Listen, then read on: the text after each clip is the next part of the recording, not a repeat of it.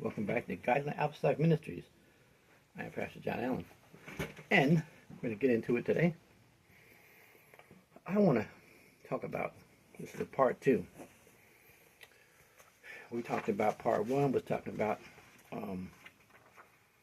being thankful. What's a part 2? So, last time we talked about how the people of God had been bit by snakes in the Old Testament because they're mumbling and complaining. And we're going to go to, very important that we be thankful. I'm going to go right into it. Now, this is after God had gave them manna from heaven, which is angel food, supernatural bread. We're going to go to Numbers 11, 4 and 5 says, "And a mixed multitude that was among them fell lusting, and children of Israel also wept again and said, who shall give us meat to eat? Remember the fish which we did eat in Egypt freely, the cucumbers, the melons, the leeks, onions, and garlic. And now our soul is dried away. There is nothing at all besides this manna before our eyes." Now, they wanted food. God gave them angel bread, wafers made with honey. Lack of being appreciative and being very evil, they despise God's food. So, they started thinking back. And I remember back in the day, they started thinking back, it's better we just stayed in Egypt. We had food to eat. Up here, we're going to starve to death. Watch the provisions that are given to you, because a man can receive nothing except to come from heaven. All your blessings come from the Lord.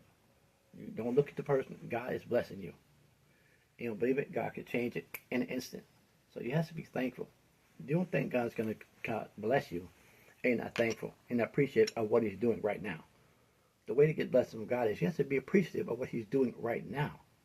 Okay? You have to be appreciative. Learn how to give thanks. Before you chow down your food, learn how to give thanks. Because if you can have it, God can cast it away.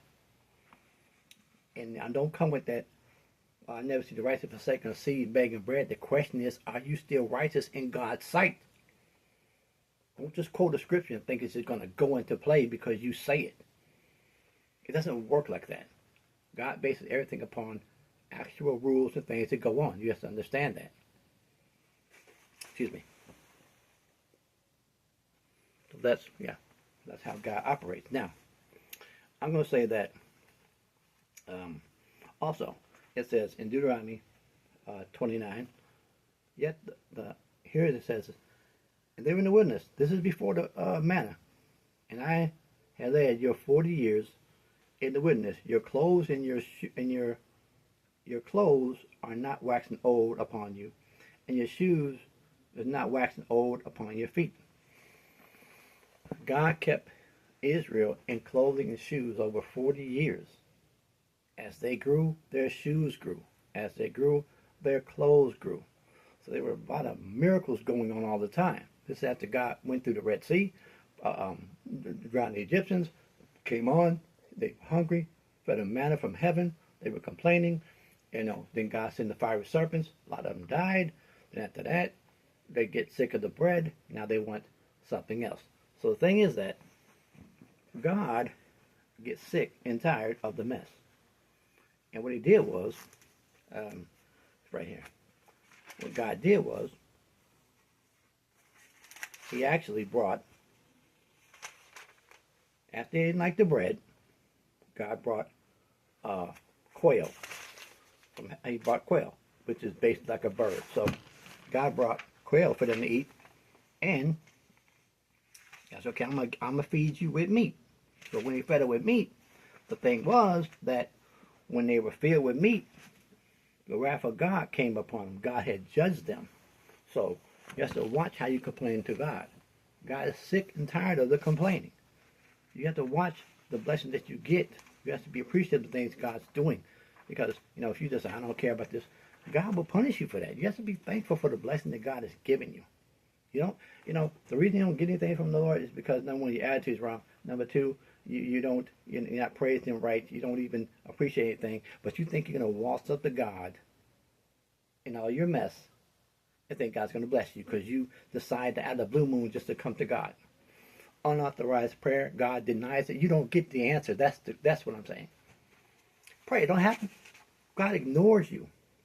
You don't meet the conditions. You can't complain and fuss and argue and complain about everything God's doing for you. Then you think God's going to have an ear open to you. God, leave the room. You come in, God, get up and walk away. But He ignores you. Why? You don't get the answers. Prayer is designed to be the relationship between you and God. God already knows what you need. Prayer is communication between you and God. It gets you to talk to God. You can't come with attitudes. Lord, I got attitude. Lord, help me work on my attitude. You have to come humble to God. God does not have to accept your prayer. And He doesn't because you don't get it. I say you don't get it. It's not a matter of you praying. It's getting the answer. It doesn't matter. You can pray all day and night. And you don't get the blessing from God. You have to pray right. You don't meet the condition of prayer. That's why they don't get answered. You think I'm Mr. CEO, I'm this and that. That don't mean God gonna honor you. You be a president, that don't mean God honoring your prayer because you the president. He don't look at that. Cabinet members, you don't get no prayer answers. God see the evil that y'all doing. God not blessing y'all. He fight against you. You don't boast in many commandments. God's fighting against you. You first got to get on God's side. And got to get on your side.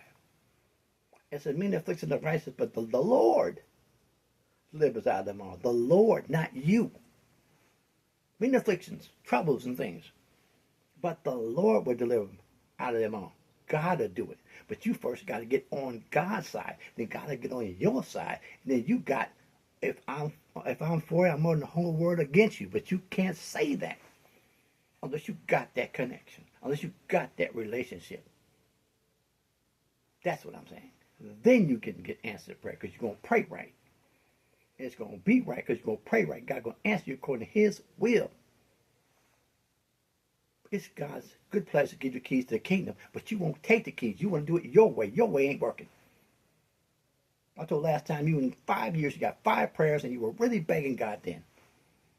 You should ask and God should give it to you. Whatever it is, we're going to pray right. Through the Spirit of God, it's going to make us pray right. Don't ask for nothing foolishness. God don't work like that. The Bible says first work us both to will to do of His good pleasure. God works in our will to do of His good pleasure. God has to work in us. Then gives desire to pray right. Then pray and then God will answer according to His will. Not ours. So, learn to be thankful for blessings that God's given you. Learn to be grateful. Learn to be appreciative of things God's doing. Take inventory of all the blessings you have. Stop complaining about everything. So what you eating the leftovers? So what you eating this? So what? You're eating. Millions starving. It says having food and raiment, therewith be content. And that's what I'm telling you. You got food and raiment, be content. It says you got clothes on your back. And you got something to eat. No matter what it is. Something to eat. I don't care if it's a bowl of beans and a can you open with the little pocket knife and you're eating it cold. That's something. Be thankful. Contentment comes from God. And without God, you cannot have contentment. Contentment means you're at peace. And only God can give that peace. Because He's the Prince of Peace. It doesn't come any other way. God can grant you peace. God bless you. And may the Lord grant you peace. But be thankful. See you next time.